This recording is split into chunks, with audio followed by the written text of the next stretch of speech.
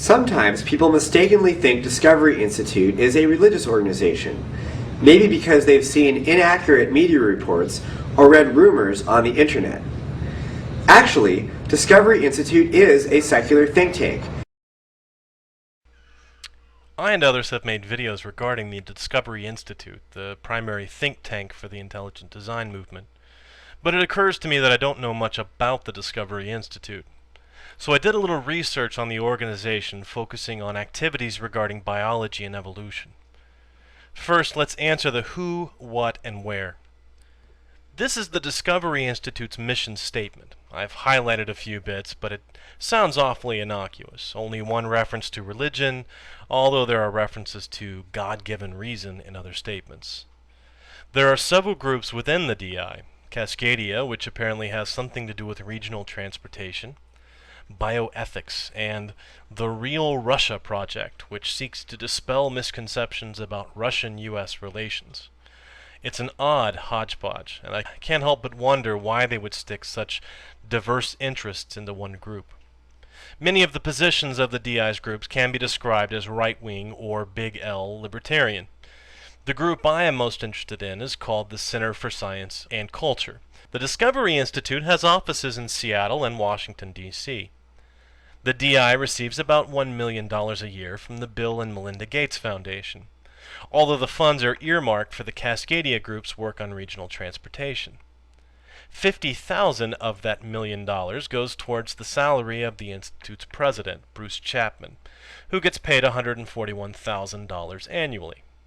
The agency is a non-profit and contributions are tax-deductible. The Discovery Institute is adamant that they are not religious in nature, and so far so good. They sound like a legitimate think tank for conservative viewpoints on a variety of topics. But what can we infer from their other funding sources?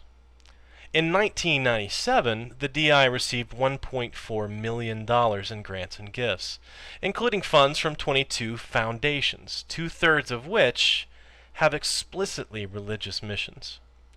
In 2001, the Baptist Press reported, Discovery Institute, with its $4 million annual budget, $1.2 million of which is for the Center for the Renewal of Science and Culture, as its name was at the time, is heavily funded by evangelical Christians.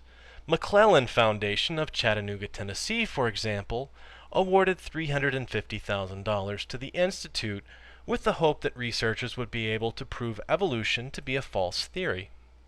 Fieldstead and Company, owned by Howard and Robert Amundsen of Irvine, California, pledged $2.8 million through 2003 to support the Center for the Renewal of Science and Culture. In the same article in the Baptist Press, DI President Bruce Chapman is quoted as saying, "We seek to advance a realistic internationalism and traditional Judeo-Christian moral principles," Chapman said. "The agenda is one we set ourselves rather than responding to funding sources." In 2005, the Washington Post reported, Stephen C. Meyer said the Institute accepts money from such wealthy conservatives as Howard Amundsen, Jr., who once said his goal is the total integration of biblical law into our lives, and the McClellan Foundation, which commits itself to the infallibility of the Scripture. According to a 2005 ABC News World Report, the Discovery Institute denies allegation that its true agenda is religious. Their public relations representative, this is Stephen C. Meyer again, stopped ABC News' interview when asked about the organization's many evangelical Christian donors. "I don't think we want to go down that path," he said. Meyer says no matter who provides financial support, his goals are scientific, and that science may one day prove his belief that the intelligent designer is God. So, for a non-religious organization, they are primarily funded by explicitly religious organizations. What about the personnel? Are they a dream team of scientists, engineers, and educators? I'm going to focus on just the Center for Science and Culture, the anti-evolution wing of the Discovery Institute. I was able to obtain information about 39 fellows and directors of the CSC. I've counted up the PhDs by category, where a person has, God help him, 2 PhDs, like Jonathan Wells, who has a PhD in religion and molecular biology. I've counted each PhD separately in its own category. I've grouped the PhD into 4 categories: theology and philosophy, fine arts or government, non-biological sciences, and biology. I have put the 2 biophysicists in the non-biological sciences because they were both software biologists, more trained in bioinformatics than soft biology. As you will see, it makes very little difference which category they are in. So which category will dominate in the Center for Science and Culture? The largest category by far is philosophy and theology, with an astounding 18 of the 39 fellows having PhDs in this area. Quite a science think tank. Second place is a tie between the fine arts government category, including such areas of specialty as Hebrew and literary studies, and the non-biological sciences, which included specialists in astronomy and nuclear physics. To be fair, the CSC is combating naturalism in several areas of science, and some of these people were in the movie Expelled, so they're practically movie stars. Biologists are the smallest category at the CSC, with only 5 of the 39 PhDs being in biological sciences. One is Raymond Bolin, who received his PhD from UT Dallas, the same school that is blessed with Aaron Ra. Is Bolin a professor there or anywhere? Perhaps toiling away in a research lab?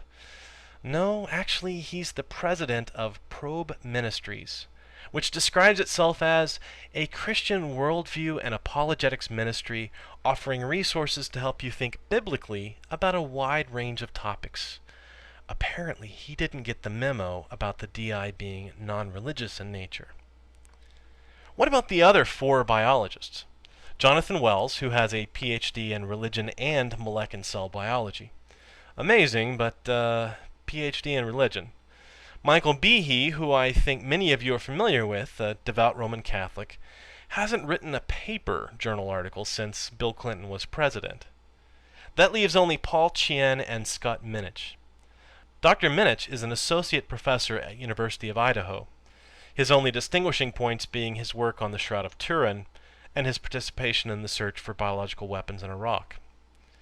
Paul Chien is a Hong Kong-born marine biologist and has a legitimate, if uninspiring, background.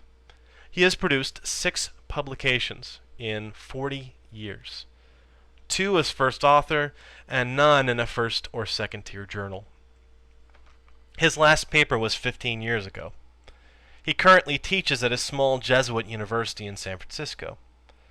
What makes his story really odd is that they have him in charge of the paleontology program, which by his own admission he has no qualifications in. He also translates intelligent design books into Chinese.